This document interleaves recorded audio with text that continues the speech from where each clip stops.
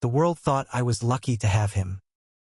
But they never saw me hiding in the bathroom, pressing a hand against the bruises of words he never said out loud.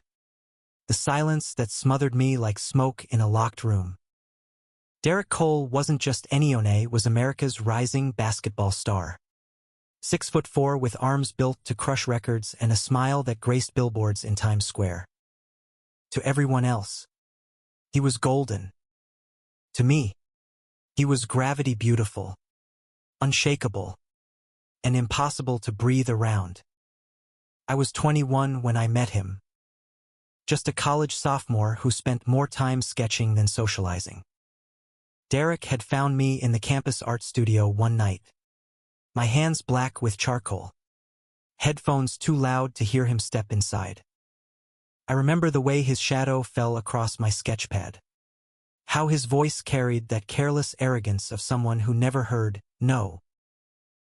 And just like that, he pulled me into his orbit. It was passion at first burning. Dizzying. The kind that left my friends whispering about how I'd bagged a star. But they didn't see the other side. The arguments where my voice never made it past my lips. The quiet demands. The endless travel schedules that left me waiting like an afterthought. By the time his fame exploded, my world had shrunk into his. I was no longer Ethan, the boy who painted. I was Derek's boyfriend. Then Derek's secret, depending on who was asking. And eventually, I was no one at all. So I left. I left with nothing but a duffel bag. $300. And a heart that felt like shattered glass pressed into my chest.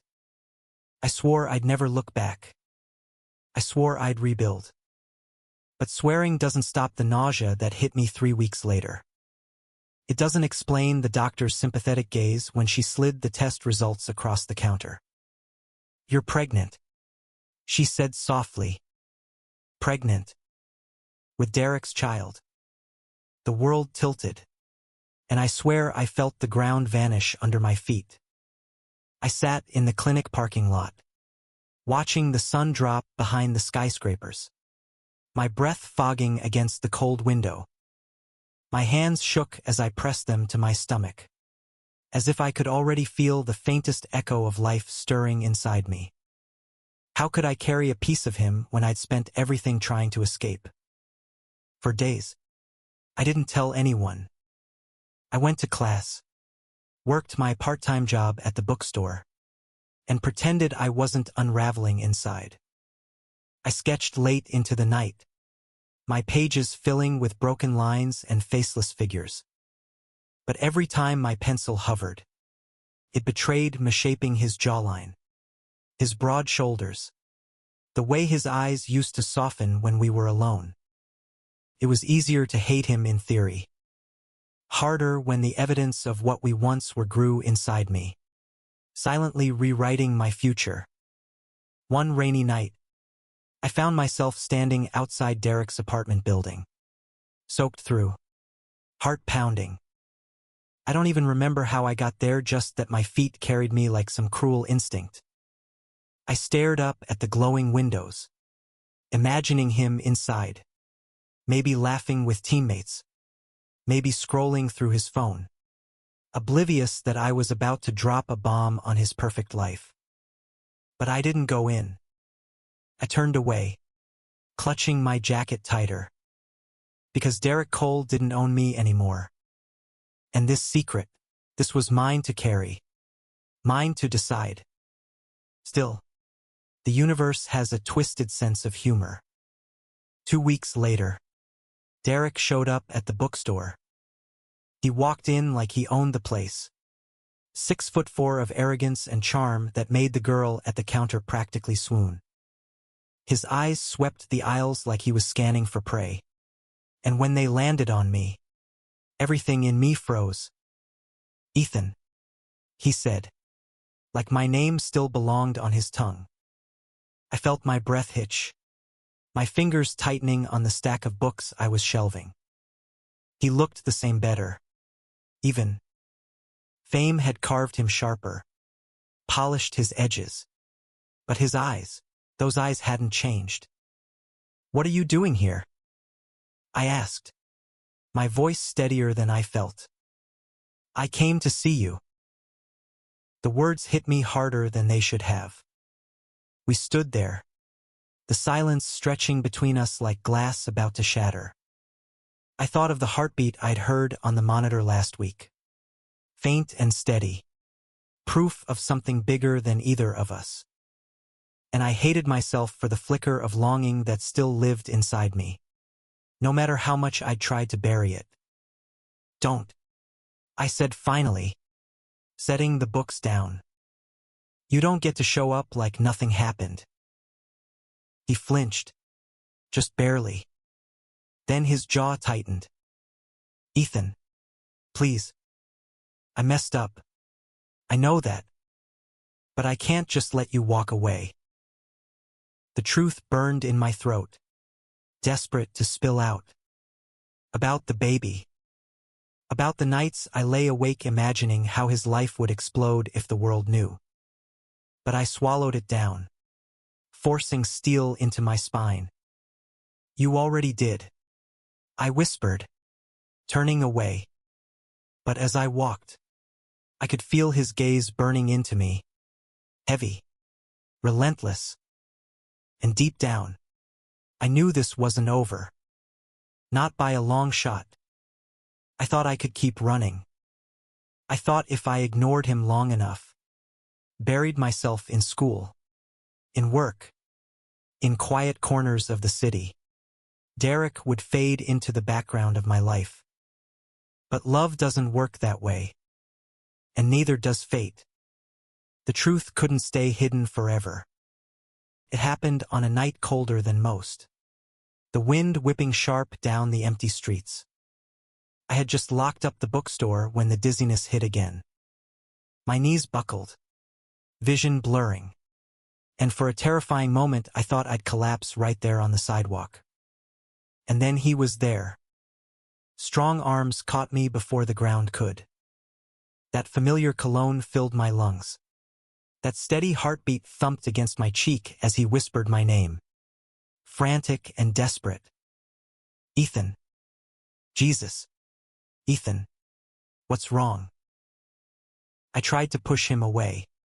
But the strength wasn't there. The truth slipped out. Raw and trembling. "I'm pregnant." The world stilled. Even the traffic noise seemed to fade, leaving only the sound of my ragged breathing and the silence stretching heavy between us. Derek froze, his grip tightening as if he thought I'd vanish if he let go. "What did you say?" His voice cracked, unsteady in a way I had never heard from him before. "I'm carrying your child," I whispered. "And I didn't want you to know." For a heartbeat, I expected anger, or denial, or worse, indifference. But what I saw instead shattered me. His eyes filled with something raw, vulnerable, terrifyingly human. Mine. His voice was hoarse. You're having my baby." I nodded, tears burning my eyes. And Derek Cole, the man the world saw as unshakable, dropped to his knees on the cold pavement, his hands trembling as he reached for minute for my face. Not for a kiss, but for my stomach. His palm hovered there, reverent, terrified, before he pressed it gently against me as if listening for something only he could hear. "Oh, God," he breathed, voice breaking. "Ethan, you don't deserve this. I don't deserve you." Something in me cracked then. The wall I had built brick by brick to keep him out. Because despite everything, the suffocating love, the arguments, the hurt, this man still had the power to make my heart stumble. We didn't speak much after that. He drove me home. His hands gripping the steering wheel like it was the only thing anchoring him. I sat silent beside him, torn between fury and longing, love and fear. The weeks that followed were messy. He showed up at doctor's appointments, insisted on carrying groceries, hovered like a storm cloud I couldn't escape. At first, I resented Ithis' presence, his guilt, the way he seemed to think he could fix everything by being there now. But then there were the little things, the way he winced when I got nauseous, the endless research he did on pregnancy diets, the late-night calls just to make sure I was okay. Slowly, painfully, the sharp edges between us began to dull. One night, months later, I woke to find him asleep on the couch, one arm draped protectively over my sketchbook like he was guarding a treasure. I sat there watching him, the rise and fall of his chest, the furrow between his brows even in rest. And I realized I wasn't afraid anymore.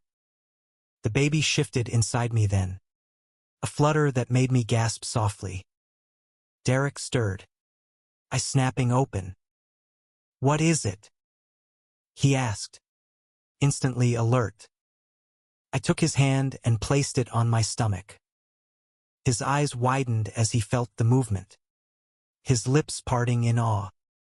And then God help Mehe laughed. Not the arrogant laugh he gave reporters, not the cocky one he saved for teammates, but a laugh so pure and boyish it lit up the entire room. "She's real," he whispered. "Our baby, she's really in there." The sound of "our" nearly undid me. It wasn't simple after that. We fought. About his career, about the press, about the future neither of us had planned.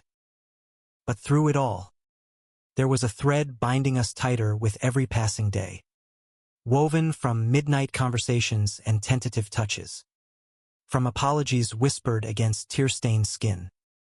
And the night she was born our daughter it all became clear. The delivery room was chaos. Nurses moving like quicksilver. Monitors beeping.